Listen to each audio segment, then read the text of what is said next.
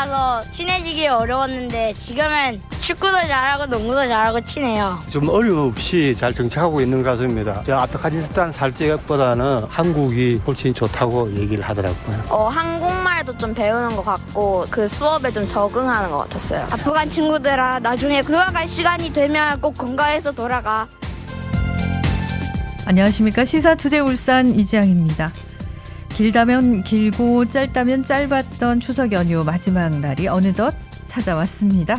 이번 명절 청취자 여러분은 가족과 함께 고향에서 포근한 시간들 보내셨는지요?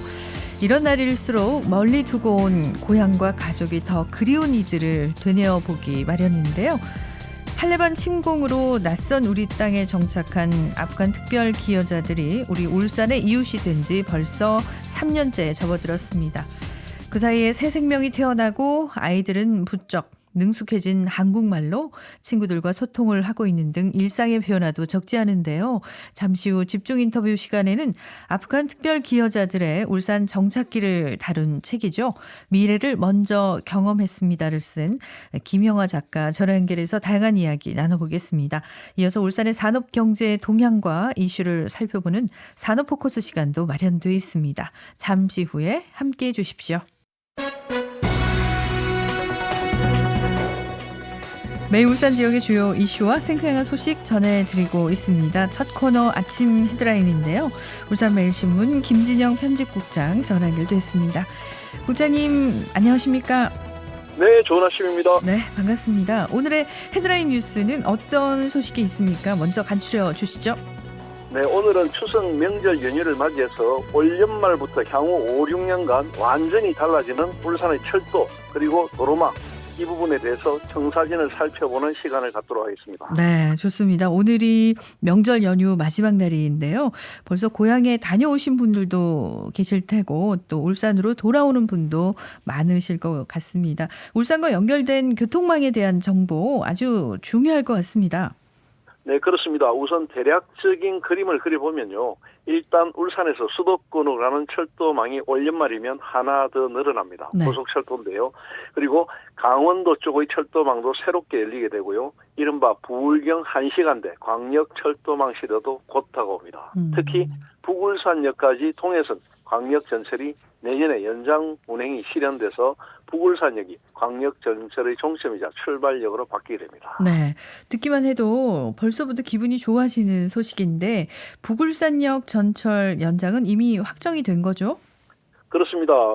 울산 북구 주민들의 수건인 북울산역 광역전철 연장 운행이 2025년 말이면 가능하게 됩니다. 울산시는 262억 원을 투입해서 태화강역부터 북울산역까지 9.7km 구간을 광역전철이 운행할 수 있도록 시설을 구축하는 북울산역 광역전철 연장 운행 사업을 본격화하는데요.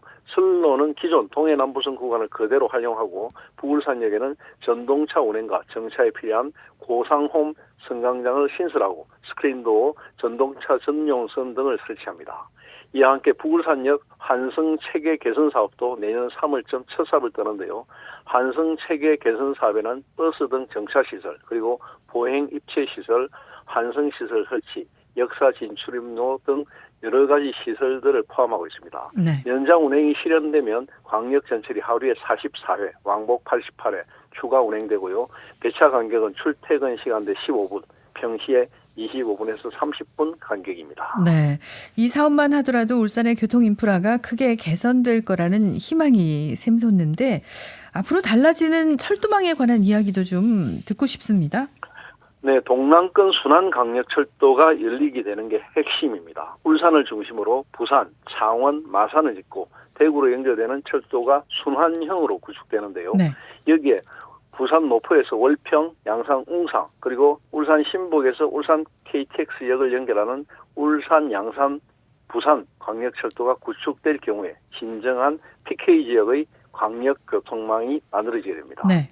동남권 순환 광역철도와 한 축으로 진행되고 있는 울산, 양산, 부산 간 그 광역철도는 조만간 예타 조사 결과가 나올 것으로 알려지고 있는데요. 네. 여기에다가 현재 단절된 부산 1호선과 양산선, 정관선, 울산 1호선이 교통망으로 묶여 이어주는 역할을 하게 되면 수도권 일극 체제 속에 동남권 800만 시도민의 교통 연결이 가능하게 됩니다. 결국 이 철도망은 울산 전주 간의 고속철도 개설을 통해서 전라도권과도 연결이 되는데요.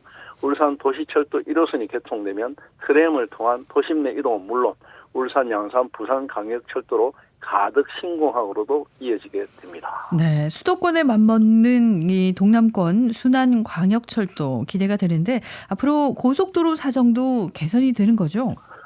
맞습니다. 철도와 함께 고속도로의 사정도 좋아지는데요. 밀양까지 열려있는 울산 함양고속도로가 올 연말이면 창녕까지 확장됩니다. 네.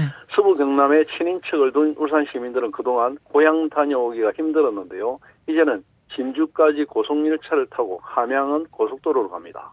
등산을 좋아하는 시민들은 주말 아침에 승용차로 지리산에 가서 등산을 한 후에 점심을 먹고 울산호에 돌아와도 해가 지지 않는 상황이 되는데요. 네. 또 경부선에서 강동으로 이어지는 울산 외곽순환도로가 본격적인 공사에 들어갑니다.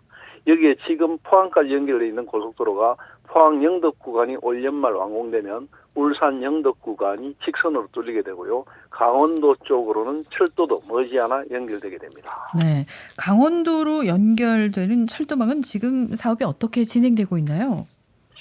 동해 쪽의 사정은 완전히 달라지게 되는데요. 당장 내년부터는 삼척까지 열차가 달리게 됩니다. 또 몇 년이 지나면 강릉까지도 열차로 2시간대 후반에 도착하는 꿈 같은 날도 옵니다. 현재는 동해선 삼척 포항 구간 영해역, 고래불역, 후포역, 평해역, 죽변역, 흥부역, 근등역 이런 역명들이 정해져 있는데요.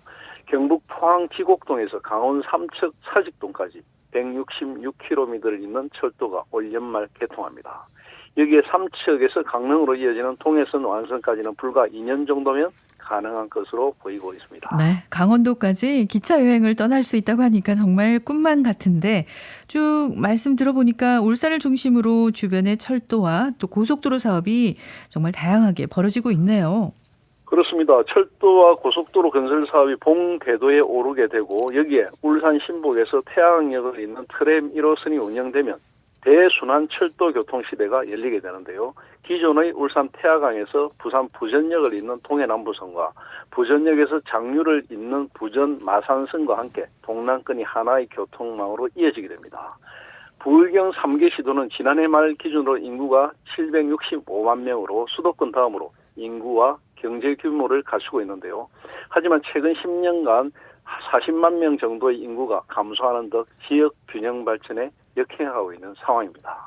하지만 광역철도와 동남권 순환광역철도 그리고 고속도로 이런 부분들이 만들어지게 되면 인적, 물적 교류가 활성화되면서 경제 공동체와 동일 생활권이 실현될 전망인데요.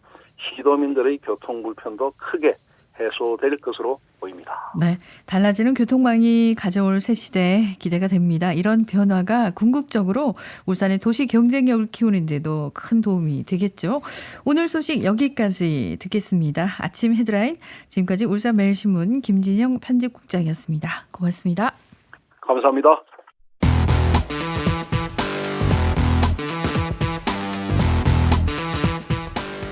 시사투데이 울산에서는 실시간 보이는 라디오도 진행하고 있습니다. 유튜브에서 KBS 울산, 시사투데이 울산 검색하시면 현재 방송을 보실 수 있습니다.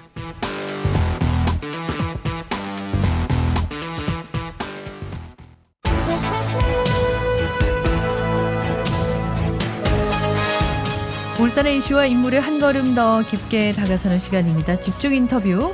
어느덧 3년째 머나먼 타국의 명절을 맞이한 아프간 특별 기여자들에게는 이번 추석이 그리고 울산에서의 시간이 어땠을까요? 문득 궁금해지는데요. 오늘은 가장 오랜 기간 가까이에서 이들의 정착 과정을 취재한 분을 모셨습니다. 미래를 먼저 경험했습니다의 저자 김영화 작가 전화 연결돼 있습니다. 작가님 안녕하십니까? 네, 안녕하세요. 네, 반갑습니다. 사실 전 가장 먼저 눈에 띄는 게 책 이름이었거든요. 미래를 먼저 경험했습니다. 이거 어떤 의미에서 지은 제목인가요? 네, 제가 사실 이제 울산 동구를 취재하면서 아프간 특별기여자와 1년을 함께 보냈던 지역 주민분들에게 가장 좀 많이 들었던 말이기도 한데요. 네. 우리는 이제 다가올 미래를 먼저 경험한 것 같다라고 말씀을 하시더라고요. 사실 난민이라고 했을 때 처음에는 좀 두렵고 낯설기도 하지만은 좀 직접 만나보고 겪어보니 달랐다라는 말씀을 하시면서 이렇게 말씀을 하셨어요. 네. 근데 실제로 한국이 이제 올해 4월에 아시아 국가 중에 최초로 다인종 다문화 국가로 진입을 하게 되었거든요. 이게 OECD 기준으로 이주 배경 인구가 총 인구의 5%를 넘을 경우에 그렇게 분류가 되는 건데 네. 그만큼 사실 이주민과 공존이라고 하는 게 앞으로 한국 사회의 많은 부분에서 경험하게 될 문제들이 아닐까라는 생각을 하게 됐는데 이제 울산의 사례가 좀 어떤 식으로 좀 다르게 펼쳐졌는지 한번 좀 제대로 기록을 해보고 싶어서 책을 이렇게 내게 됐습니다. 네. 작가님께서 원래 중앙의 언론인으로 활동을 하고 계신데 울산과 아프간 난민들 문제 이렇게 본격적인 관심을 갖게 된 계기는 뭐였습니까? 네, 제가 2018년부터 시사주간지 시사인이라는 매체에서 일을 시작을 했는데 네. 그에 이제 공교롭게도 2018년 6월에 제주 예멘 난민 이슈가 있지 않았습니까? 네. 좀 자연스럽게 어떻게 난민이나 이주민 이슈를 좀 더 계속 다루게 되더라고요. 네.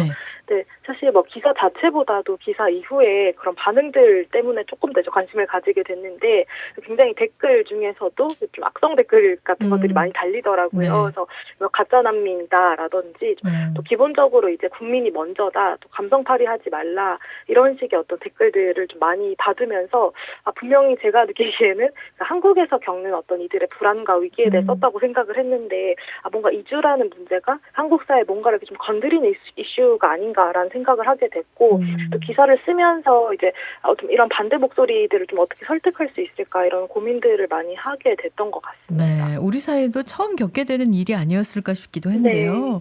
특별 기여자 정착 이후 울산의 가장 큰 변화라고 한다면 어떤 게 있을까요? 네, 제가 책에도 이제 적응은 쌍방향이었다라는 좀 이야기를 썼던 게 생각나는데요. 네.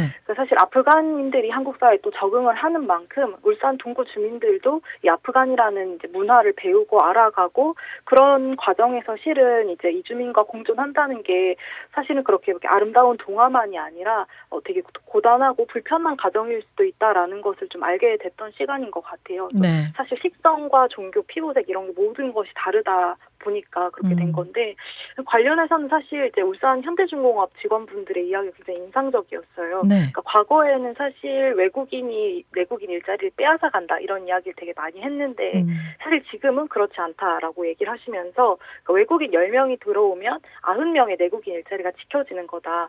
그러니까 우리도 그들의 문화를 이제는 받아들여야 되는 시점이다라고 하면서 이제 이민 유입국이 되어 버린 어떤 한국의 현실에 있어서 우리가 더 적응하고 바꿔나가야 된다라는 이야기들을 많이 하시더라고요. 네. 근데 좀 그런 이제 민관 협력 그리고 그런 뭐 교육청이라든지 현대중공업 다문화센터 협조 아래서 한 사람 한 사람들의 어떤 변화가 굉장히 또 나타났던 1년이 아닐까 싶습니다. 물론 이제 편견이 있었고 또 그런 과정에서 또 오해를 형성하는 가족들도 있었고요. 또 아이들 같은 경우도 이제 그 울산교육청의 지원 아래에서 한국어를 굉장히 빠르게 배워 나갔다라는 점도 기존에는 사실 좀 보기 어려웠던 장면이었던 것 같습니다. 네, 당연한 이야기지만요. 아프간 난민들이 울산에 뿌리 내리기까지 과정은 참 순탄치 않았습니다.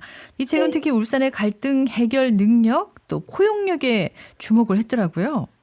네, 맞습니다. 사실 제가 그동안 이주민 기사를 많이 쓰면서도 좀 많이 고민했던 지점이기는 한데 네. 예를 들어 뭐 제주 예멘 난민 때라던가 또 대구에서 이슬람 사원을 두고 벌어지는 갈등 네. 이런 것들이 좀 보도되는 방식들을 보면은 계속해서 이제 뭔가 갈등 중심적이고 네. 또 이제 가짜 난민이라는 뭐 프레임이라든지 또 지역사회 불안이 뭐 조장된다 이런 식의 어떤 키워드로만 전달되는 것에 대한 좀 아쉬움이 있었는데 네. 그러니까 한동안은 저는 좀 그런 반발, 또 혐오 발언 이런 거 자체가 좀 문제라고 생각을 했었는데 사실 울산의 일련들을 좀 이렇게 깊게 들여다 보니까 이게 초기에 반발이 분명 있었지만 이게 심각한 갈등으로까지 번지진 않았더라고요. 그래서 이게 뭐가 달랐나 하는 생각으로 좀 이제 접근을 해보고 싶었던 건데요.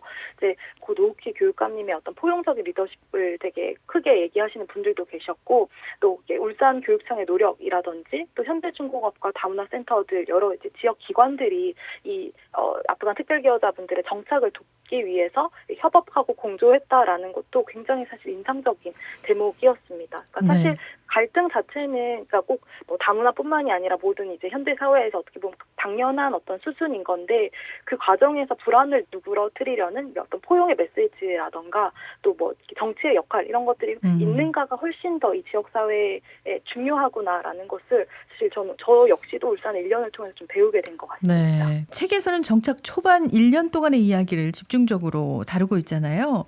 근데 네. 그 이후에도 여전히 이 문제를 관심 있게 지켜보고 소식을 주고받고 계시죠? 네, 뭐 그때만큼 자주는 못하지만 종종 소식을 듣고 있는데요. 네. 아프간 가족분들 중에 이제 몇몇 가구는 울산을 좀 떠나서 인천이나 경기도 이쪽에서 새 삶을 시작하신 분들도 계세요. 네. 그러거나 이제 조선소에서 하는 일들이 고되다 보니까 좀 더 나은 일자리를 찾아보자 하고 이제 떠나신 건데요. 사실 뭐 울산보다 경기도 같은 경우는 좀 다문화 가정이나 외국인 가정들도 비율이 굉장히 좀 높은 편이어가지고 기존과도 다른 환경인 것 같더라고요. 그래서 그런 이제 또 안에서 자녀분들 같은 경우는 뭐 유튜브 되고 싶다라던가 모델 되고 싶다 하는 분들도 이제 점점 더 늘어가고 있고 네. 또 한국어도 굉장히 많이 늘었더라고요. 그래서 그렇네요. 과거 같은 경우는 이제 통역사분이 따로 계셨는데 이제는 그 자녀분이 이제 나서서 통역사가 될 정도로 한다고 하고 또 뭐 울산 같은 경우는 이제 뭐 아프간 정착 사업 기한이 2년으로 끝나서 이제 과거처럼 어떻게 밀도 있게 지원을 하지는 않는다고 들었습니다만 이제 그 2년 동안 이제 어떻게 보면은 서로 교류를 했던 한국인 가족들, 아프간 가족들의 교류는 계속해서 이어지고 있는 것으로 알고 있습니다. 네, 참 다행스러운데요. 오늘까지가 추석 연휴잖아요. 그 어느 때보다 화합과 따스한 정을 마음에 새기는 날이 아닐까 싶은데 아마 내년, 내후년 추석도 아프간 특별 기여자들과 울산 시민들 모두 함께 어우러져서 행복하게 보낼 수 있으면 좋을 것 같습니다. 네.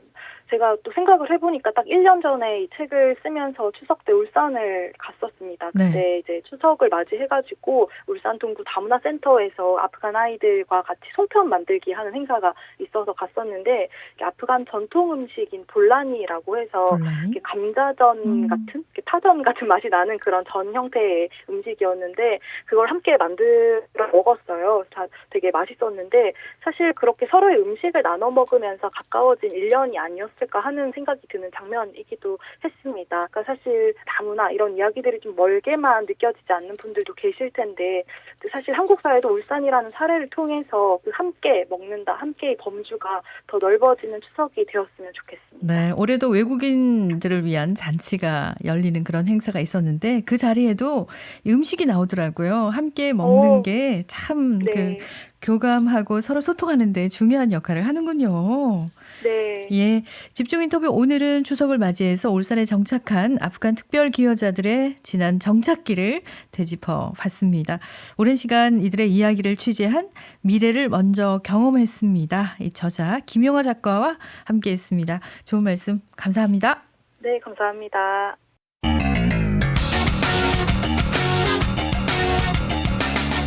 내 기분도 살리고 네 기분도 살리고 여러분의 흥은 울산의 아들 저 박성훈이 살리고 매일 아침 우리 울산 시민들을 위한 풍성한 소식은 이지양 PD가 진행하는 KBS 울산 라디오 시사투데이 울산이 책임집니다.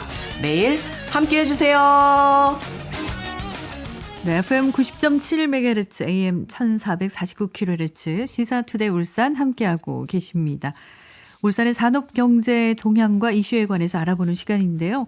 산업포커스 울산연구원 경제동향분석센터 김은영 전문위원 전화 연결되어 있습니다. 박사님 안녕하십니까? 네, 반갑습니다. 김은영입니다. 네, 반갑습니다. 지난해 높은 물가와 경기 악화로 소비자뿐만 아니라 전통시장 상인들도 힘든 한때를 보냈는데요. 특히 과일 가격이 무섭게 치솟아서 사과 하나, 배 하나 사기가 참 망설여졌습니다. 올해는 좀 어떻습니까? 네, 높은 물가 때문에 명절 대목이라는 말도 이제는 옛말이 됐는데요. 최근 물가 상승률이 하향 안정화되는 추세를 보이고 있지만 고물가 여파가 여전히 남아있는 모습입니다. 네. 그래도 다행인 건 최근 사과, 배, 포도, 단감 등 주요 과일 가격이 많이 떨어졌는데요. 농림축산식품부에 따르면 올해 과일 작황이 좋아서 생산량이 늘면서 사과 도매 가격은 전년 대비 13.2%, 배는 7% 저렴해졌습니다. 네, 지난해 기상 이변 등 영향으로 과일 생산량이 저조했었는데요. 작황 호조 소식이 정말 반갑습니다. 현재 출하량은 어느 정도인가요? 네, 한국농촌경제연구원 농업관측센터에서 발표한 자료에 따르면 9월 출하량은 전년 대비 단감 26%, 사과 13, 배 11, 샤인머스켓 10% 순으로 증가했고요. 복숭아가 8%, 캔베럴리 및 거봉 등이 1, 2% 늘었습니다. 올해의 생산 전망을 살펴보면 사과는 기상재해가 적고 전반적인 생육이 양호해서 전년 대비 25% 증가한 49만 2천 톤 내외로 예측되는데요. 네. 이는 평년과 비슷한 수준이 될 걸로 보입니다. 배는 8월의 고온과 강수량 부족 영향은 있었지만 생육 상황이 비교적 양호해서 전년 대비 18.8% 늘어난 21만 8천 톤이 될 걸로 전망되고요. 포도와 복숭아도 전년보다 각각 6%, 15% 생산량이 증가할 걸로 보입니다. 네, 올해는 예년 수준을 회복하고 있어서 다행인데요. 사과나 배, 복숭아 등은 우리나라를 대표하는 과일들이잖아요. 우리나라 과수산업 현황은 어떻습니까? 농림축산식품부에 따르면 우리나라 과수 생산액은 2022년 기준 5조 8천억 원인데요. 네. 이는 전체 농업 생산액의 10%를 차지합니다. 그간 고품질화를 중점적으로 추진하면서 품질 경쟁력을 갖췄는데요. 하지만 주요 생산국과 비교하면 가격 경쟁력은 여전히 낮고 기후변화 준비도 미비하다는 평가가 있습니다. 네. 그리고 생산 단수도 여타 국가에 비해 낮은데요. 단수란 10아르, 즉 300평당 생산되는 생산량을 의미합니다. 일본과 미국의 생산 단수는 각각 2,052, 3,892kg인데요. 우리나라는 1,457kg으로 미국의 절반에도 미치지 못하는 수준입니다. 네, 풍부한 생산량으로 우리 국민들이 좀 부담 없이 국산 과일을 즐겼으면 하는 생각이 드는데요. 이를 위해서 정부가 대응 방안을 내놓고 있죠? 네, 맞습니다. 지난 4월 농림축산식품부가 국산 과일 생산 유통 기반 조성을 위한 가수산업 경쟁력 제고 대책을 발표했는데요. 네. 4대 핵심 전략을 추진해서 기후변화 대응력과 경쟁력을 높이는 게 주요 골자입니다. 핵심 전략으로는 재해 수급 대응 역량 제고, 생산 기반 확보 및 생산성 제고, 유통 구조 효율화, 그리고 소비자 선택권 다양화 등이 포함됐는데요. 네. 이를 위해서 냉해, 태풍, 폭염 등 3대 재해 예방시설 보급률을 2030년까지 30%로 확충을 하고요. 계약 재배 물량도 생산량의 30% 수준으로 올릴 계획입니다. 통상 계약 재배는 명절 성수품 공급에 주로 활용되기 때문에 평시 수급 관리에 한계가 있었는데요. 사과의 경우 물량 확대를 통해서 명절 수요의 50%, 평시 수요의 25%를 안정적으로 공급하고 또 도소매 등 특정 유통 경로의 가격 급등락에 대응할 방침입니다. 네, 그러니까 유통 단계를 좀 단축하고 구조를 개선하면 우리가 좀 더 저렴한 가격으로 신선한 과일을 먹을 수 있겠군요. 네, 주요 방안은 온라인 도매 시장을 활성화하고 산지와 소비지 직거래를 늘려서 유통 단계를 한두 단계 줄이고 네. 유통 비용을 10% 절감하겠다는 목적인데요. 사과의 경우 2030년까지 온라인 도매 시장 유통 비중을 전체 거래의 15%까지 확대하고 산지 소비지 직거래 비중도 23%에서 35%까지 높일 계획입니다. 이를 위해 산지는 APC를 중심으로 취급 물량을 확대하고요. 그리고 소비지는 중소형 마트 및 전통시장 등의 수요 물량을 규모화한다는 그런 내용입니다. 네, 이런 정부 대응책에 힘입어서 우리나라 과수산업 경쟁력이 높아질 걸 기대해 볼 수 있겠네요. 오늘은 과수산업과 관련한 이야기 나눴습니다. 산업포커스 지금까지 울산연구원 김은영 전문위원이었습니다. 고맙습니다. 네, 감사합니다.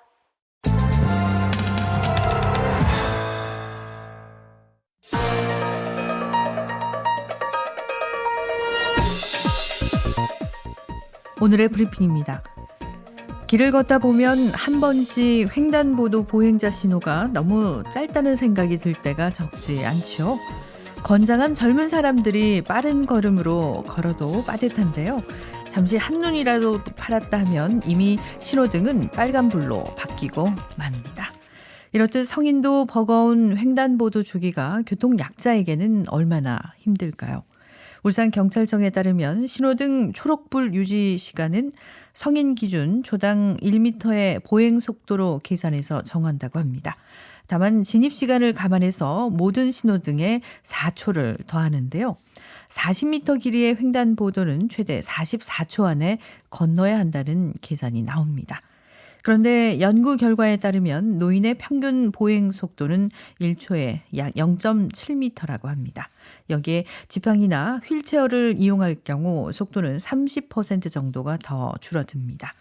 이런 점을 고려해서 어린이 보호구역이나 노인 보호구역 같은 교통약자가 많은 일부 지역은 보행 시간을 초당 0.7m로 계산해서 설정해 둔 곳도 있긴 한데요.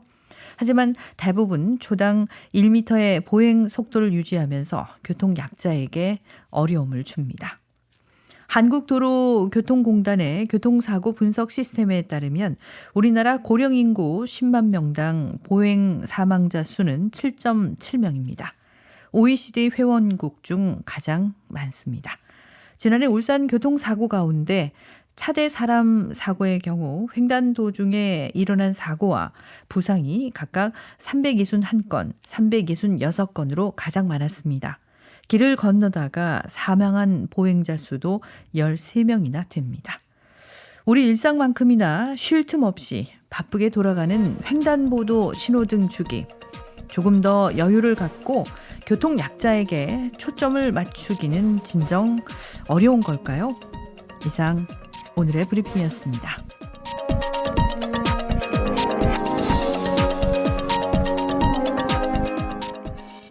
네, 9월 18일 수요일에 함께한 시사투데이 울산, 오늘은 여기서 인사드립니다. 지금까지 기술의 황건일, 작가 최영은, 연출 진행의 이장이었습니다. 청취자 여러분, 얼마 남지 않은 연휴 잘 마무리하시고요. 저는 내일 아침 8시 30분에 돌아오겠습니다. 고맙습니다.